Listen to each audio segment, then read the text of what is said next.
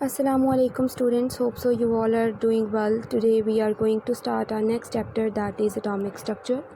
First of all हम लोग देखेंगे कि इस चैप्टर के नाम का मतलब क्या है। तो पहला वर्ड है अटोमिक। तो अटोमिक वर्ड जो है ये ओरिजिनेट हुआ है एटम से। तो इसमें हमने बेसिकली एटम के स्ट्रक्चर को देखना है। हम लोग इसमें एक्सप्लेन करेंगे कि एटम जो होता है उसके अंदर एक दरमियान में न्यूक्लियस होता है। न्यूक्लियस के अंदर न्यूट्रॉन और प्रोटॉन्स होते हैं और बाइट शेल्स होते हैं। शेल्स के अंदर इलेक्ट्रॉन्स रिजाइड करते हैं। फिर हम ऑर्बिटल्स या एनर्जी लेवल्स जो इलेक्ट्रॉन्स के हैं उसके अंदर जो लार्जर शेल्स जो होते हैं उनके पास हायर एनर्जीज़ होती हैं, इसके बारे में देखेंगे। उसके बाद हम देखेंगे कि आपके पास जो इलेक्ट्रॉन्स जो हैं वो क्वांटम पार्टिकल्स हैं। इनका प्रोबेबिलिस्टिक पाथ जो है या एग्जैक्ट पाथ और लोकेशन जो है उनको हम इजीली मेजर या एग्जैक्टली मेजर नहीं कर सकते। उसके बाद हम इसमें न्यूक्लियस के बारे में पढ़ेंगे कि वो प्रोटॉन और न्यूट्रॉन से मिलकर बनता है और प्रोटॉन और न्यूट्रॉन के दरमियान में एक स्ट्रॉन्ग न्यूक्लियर फोर्स मौजूद होती है। फिर हम एटॉमिक मॉडल्स जो हैं वो हमारे स्ट्रक्चर ऑफ एटम में किस तरह से हमारी हेल्प करते हैं। फिर हम रिलेटिव चार्ज और रिलेटिव मास जो हमारे सब एटॉमिक पार्टिकल्स जो कि इलेक्ट्रॉन, प्रोटॉन और न्यूट्रॉन्स हैं उनके बारे में स्टडी करेंगे। फिर हम रिलेशनशिप देखेंगे कि सब एटॉमिक पार्टिकल्स का, उनके मास का और उनके चार्जेस का। फिर हम पाथ देखेंगे कि जो पॉजिटिवली और नेगेटिवली चार्ज पार्टिकल हैं वो इलेक्ट्रिक फील्ड में कौन से पाथ को कैरी करते हैं। आया कि वो इलेक्ट्रिक फील्ड में नेगेटिव की तरफ अट्रैक्ट होते हैं या पॉजिटिव की तरफ अट्रैक्ट होते हैं। फिर हम प्रोटॉन नंबर या एटॉमिक नंबर के बारे में देखेंगे। हम नंबर ऑफ़ प्रोटॉन्स न्यूक्लियस के अंदर और न्यूक्लियस में या फिर न्यूक्लियस ऑफ एन एटम के अंदर जो नंबर ऑफ़ प्रोटॉन्स हैं उनके बारे में स्टडी करेंगे। उसके बाद हम देखेंगे कि जो प्रोटॉन नंबर है वो हर एलिमेंट का एक यूनिक होता है और उसी की बेस पे पीरियोडिक टेबल के अंदर एलिमेंट्स को अरेंज किया हुआ होता है। उसके बाद इसके अंदर ही हम पढ़ेंगे कि रेडियो एक्टिविटी जो है वो प्रोटॉन नंबर को चेंज कर देती है और उसकी एटम्स की आइडेंटिटी को भी चेंज करती है। आइसोटोप्स के बारे में स्टडी करेंगे कि जब डिफरेंट एटम्स सेम एलिमेंट के होते हैं, अगर उनका सेम नंबर ऑफ़ प्रोटॉन्स हो लेकिन डिफरेंट नंबर ऑफ़ न्यूट्रॉन्स हो तो उनको हम आइसोटोप कहते हैं। फिर हम आइसोटोप को डिटेल में देखेंगे। उसके बाद हम आइसोटोप जो है वो मोलिकुलर मास को किस तरह से अफेक्ट करता है, लेकिन वो केमिकल प्रॉपर्टीज़ जो हैं वो एटम्स की उनको चेंज नहीं करता, इसके बारे में देखेंगे। फिर हम देखेंगे कि किस तरह से हम नंबर ऑफ़ प्रोटॉन्स और न्यूट्रॉन्स जो हैं वो डिफरेंट आइसोटोप्स के मेजर कर सकते हैं या डिटरमिन कर सकते हैं। फिर रिलेटिव एटॉमिक मास या एवरेज मास ऑफ आइसोटोप और एलिमेंट्स को कंपेयर करेंगे to 1/12 mass of carbon atom, जिसको हम रिलेटिव एटॉमिक मास बोलते हैं। लास्ट में हम देखेंगे कि आइसोटोप जो है उसके अंदर भी रेडियो एक्टिविटी जो है वो मौजूद होती है। इसी के साथ हम मूव करते हैं अपने नेक्स्ट टॉपिक की तरफ। अब हम स्टार्ट करते हैं अपना next chapter. Assalamualaikum students, hope so you all are doing well. Today we are going to start our next chapter, that is atomic structure. First of all हम लोग देखेंगे कि इस चैप्टर के नाम का मतलब क्या है। तो पहला वर्ड है अटोमिक। तो अटोमिक वर्ड जो है ये ओरिजिनेट हुआ है एटम से। तो इसमें हमने बेसिकली एटम के स्ट्रक्चर को देखना है। हम लोग इसमें एक्सप्लेन करेंगे कि एटम जो होता है उसके अंदर एक दरमियान में न्यूक्लियस होता है। न्यूक्लियस के अंदर न्यूट्रॉन और प्रोटॉन्स होते हैं और बाइट शेल्स होते हैं। शेल्स के अंदर इलेक्ट्रॉन्स रिजाइड करते हैं। फिर हम ऑर्बिटल्स या एनर्जी लेवल्स जो इलेक्ट्रॉन्स के हैं उसके अंदर जो लार्जर शेल्स जो होते हैं उनके पास हायर एनर्जीज़ होती हैं, इसके बारे में देखेंगे। उसके बाद हम देखेंगे कि आपके पास जो इलेक्ट्रॉन्स जो हैं वो क्वांटम पार्टिकल्स हैं। इनका प्रोबेबिलिस्टिक पाथ जो है या एग्जैक्ट पाथ और लोकेशन जो है उनको हम इजीली मेजर या एग्जैक्टली मेजर नहीं कर सकते। उसके बाद हम इसमें न्यूक्लियस के बारे में पढ़ेंगे कि वो प्रोटॉन और न्यूट्रॉन से मिलकर बनता है और प्रोटॉन और न्यूट्रॉन के दरमियान में एक स्ट्रॉन्ग न्यूक्लियर फोर्स मौजूद होती है। फिर हम एटॉमिक मॉडल्स जो हैं वो हमारे स्ट्रक्चर ऑफ एटम में किस तरह से हमारी हेल्प करते हैं। फिर हम रिलेटिव चार्ज और रिलेटिव मास जो हमारे सब एटॉमिक पार्टिकल्स जो कि इलेक्ट्रॉन, प्रोटॉन और न्यूट्रॉन्स हैं उनके बारे में स्टडी करेंगे। फिर हम रिलेशनशिप देखेंगे कि सब एटॉमिक पार्टिकल्स का, उनके मास का और उनके चार्जेस का। फिर हम पाथ देखेंगे कि जो पॉजिटिवली और नेगेटिवली चार्ज पार्टिकल हैं वो इलेक्ट्रिक फील्ड में कौन से पाथ को कैरी करते हैं। आया कि वो इलेक्ट्रिक फील्ड में नेगेटिव की तरफ अट्रैक्ट होते हैं या पॉजिटिव की तरफ अट्रैक्ट होते हैं। फिर हम प्रोटॉन नंबर या एटॉमिक नंबर के बारे में देखेंगे। हम नंबर ऑफ़ प्रोटॉन्स न्यूक्लियस के अंदर और न्यूक्लियस में या फिर न्यूक्लियस ऑफ एन एटम के अंदर जो नंबर ऑफ़ प्रोटॉन्स हैं उनके बारे में स्टडी करेंगे। उसके बाद हम देखेंगे कि जो प्रोटॉन नंबर है वो हर एलिमेंट का एक यूनिक होता है और उसी की बेस पे पीरियोडिक टेबल के अंदर एलिमेंट्स को अरेंज किया हुआ होता है। उसके बाद इसके अंदर ही हम पढ़ेंगे कि रेडियो एक्टिविटी जो है वो प्रोटॉन नंबर को चेंज कर देती है और उसकी एटम्स की आइडेंटिटी को भी चेंज करती है। आइसोटोप्स के बारे में स्टडी करेंगे कि जब डिफरेंट एटम्स सेम एलिमेंट के होते हैं, अगर उनका सेम नंबर ऑफ़ प्रोटॉन्स हो लेकिन डिफरेंट नंबर ऑफ़ न्यूट्रॉन्स हो तो उनको हम आइसोटोप कहते हैं। फिर हम आइसोटोप को डिटेल में देखेंगे। उसके बाद हम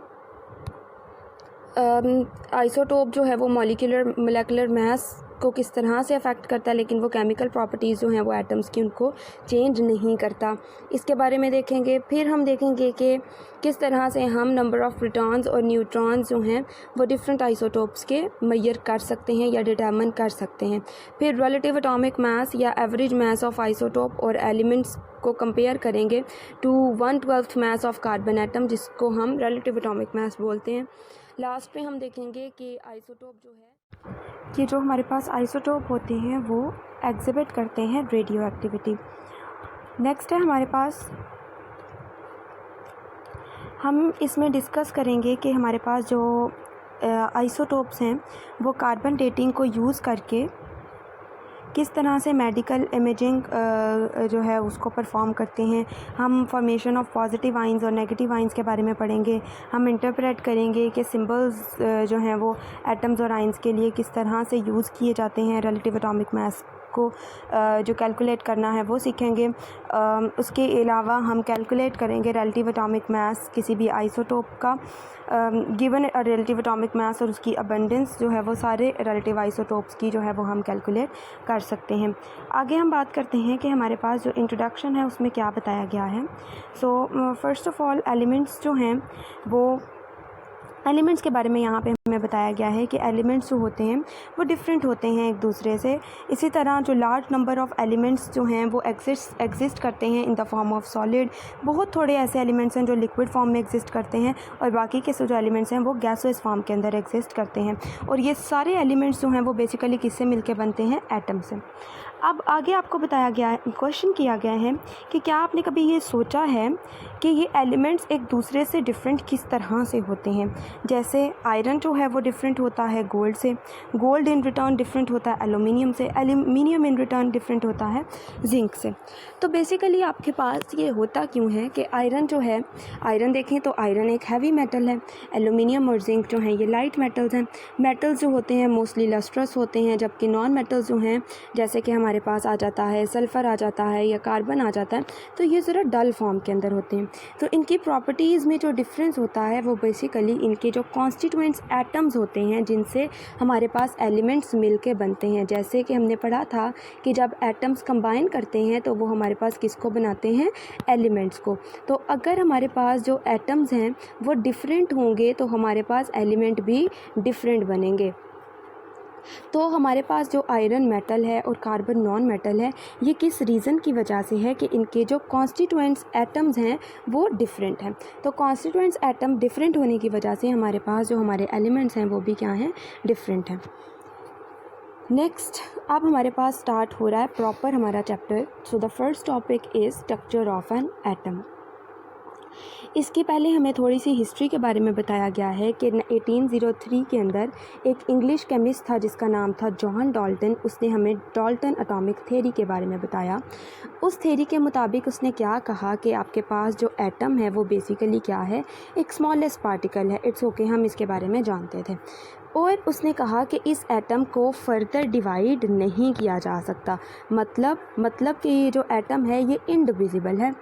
ये एटम अपनी इस स्टेट के अंदर ही एग्जिस्ट करेगा, इसके अंदर फर्दर कोई और चीज़ मौजूद नहीं होगी और इसको फर्दर डिवाइड भी नहीं किया जा सकता। अकॉर्डिंग टू हिम ये पॉसिबल नहीं था कि हम जो एटम है कि उसको फर्दर डिवाइड करें। इसका मतलब ये हुआ कि एटम जो है वो स्मॉलेस्ट पार्टिकल है। लेकिन जैसे जैसे फर्दर काम होता गया 19th सेंचुरी की last decade of 19th century group of scientist ने क्या किया कि ट्राई किया उन्होंने कि वो इलेक्ट्रिसिटी को पास कराएं गैस के अंदर से एट अ रिड्यूस प्रेशर। उन्होंने ये एक्सपेरिमेंट किया डिस्चार्ज ट्यूब के अंदर।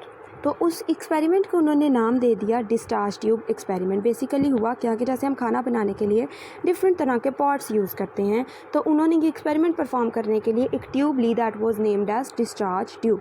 अब वो एक्सपेरिमेंट इन्होंने किस तरह से किए, इन्होंने इलेक्ट्रिसिटी को पास करवाया किसी भी गैस के अंदर से, लेकिन प्रेशर वहाँ पे क्या रखा, बहुत ज़्यादा कम। अब हम देखते हैं कि उन्होंने डिस्कवर क्या किया। उन्होंने ये बात डिस्कवर की कि एटम जो है वो एक स्मॉलेस्ट पार्टिकल नहीं है, बल्कि एटम को फर्दर डिवाइड किया जा सकता है। जैसे कि हमारे पास डाल्टन ने हमें बताया था कि एटम को फर्दर डिवाइड नहीं किया जा सकता। अब हुआ क्या कि उसने एक डिस्चार्ज ट्यूब ली, उस डिस्चार्ज ट्यूब के अंदर उसने फिल की गैस। प्रेशर जो था उसने बहुत ज़्यादा लो रखा। जैसे ही इसमें से इलेक्ट्रिसिटी को पास कराया गया तो उसने देखा कि जो गैस है वो भी बेसिकली किसी एलिमेंट से मिलकर बनी होगी और वो एलिमेंट्स फर्दर किसी एटम से मिलकर बने होंगे।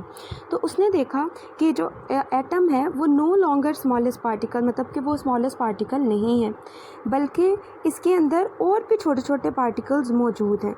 अब उसने इन पार्टिकल्स में दो तरह की चीज़ें देखी कि एक उसको नेगेटिवली चार्ज पार्टिकल नज़र आया जिसको उसने नाम दिया इलेक्ट्रॉन का, और दूसरा पॉजिटिवली चार्ज पार्टिकल नज़र आया जिसको उसने नाम दिया प्रोटॉन का। उसने एक और बात डिस्कवर की कि जो प्रोटॉन है वो 1836 टाइम्स हैवियर है इलेक्ट्रॉन से। मतलब कि अगर मेरे पास इलेक्ट्रॉन का मैस है 1 तो प्रोटॉन का मैस होगा 1836। इसी तरह अगर मेरे पास इलेक्ट्रॉन का मैस है 2 तो प्रोटॉन का मैस होगा 2 मल्टीप्लाई बाय 1836। फिर उसने डिस्चार्ज ट्यूब के अंदर presence of negatively charge particles को इस तरह से अश्योर कराया कि जैसे ही उनके अंदर इलेक्ट्रिक फील्ड रखी जाती है तो जो वहाँ पे नेगेटिवली चार्ज पार्टिकल्स हैं वो positive plate of electric field की तरफ बेंड हो जाते हैं। तो उनकी बेंडिंग पॉजिटिव प्लेट की तरफ ये शो कर रही थी कि उनके ऊपर नेगेटिव चार्ज मौजूद है।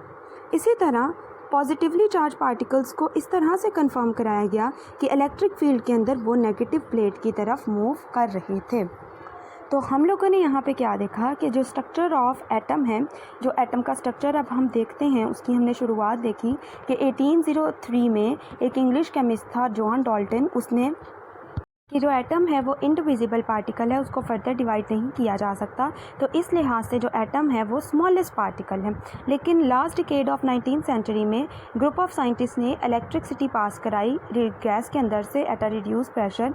तो उस इन एक्सपेरिमेंट्स को उसने नाम दिया डिस्चार्ज ट्यूब एक्सपेरिमेंट, और वहाँ पर ये बात डिस्कवर हुई कि एटम जो है वो एक स्मॉलेस्ट पार्टिकल नहीं है, बल्कि एटम को फर्दर डिवाइड किया जा सकता है। उसमें नेगेटिवली चार्ज पार्टिकल्स होते हैं जिसको हम इलेक्ट्रॉन्स बोलते हैं, और पॉजिटिवली चार्ज पार्टिकल्स होते हैं जिसको हम इलेक्ट्रॉन्स बोलते हैं। जिसको हम हमारे पास यहाँ पे नेगेटिवली चार्ज पार्टिकल्स होते हैं जिसको हम इलेक्ट्रॉन्स बोलते हैं, और पॉजिटिवली चार्ज पार्टिकल्स होते हैं जिसको हम प्रोटॉन्स बोलते हैं। फिर उन्होंने हमें ये बात बताई कि जो प्रोटॉन है वो 1836 टाइम्स हैवियर है दैन द इलेक्ट्रॉन, और ये बात बेटे आप लोगों ने याद रखनी है, this is very important for MCQ's point of view.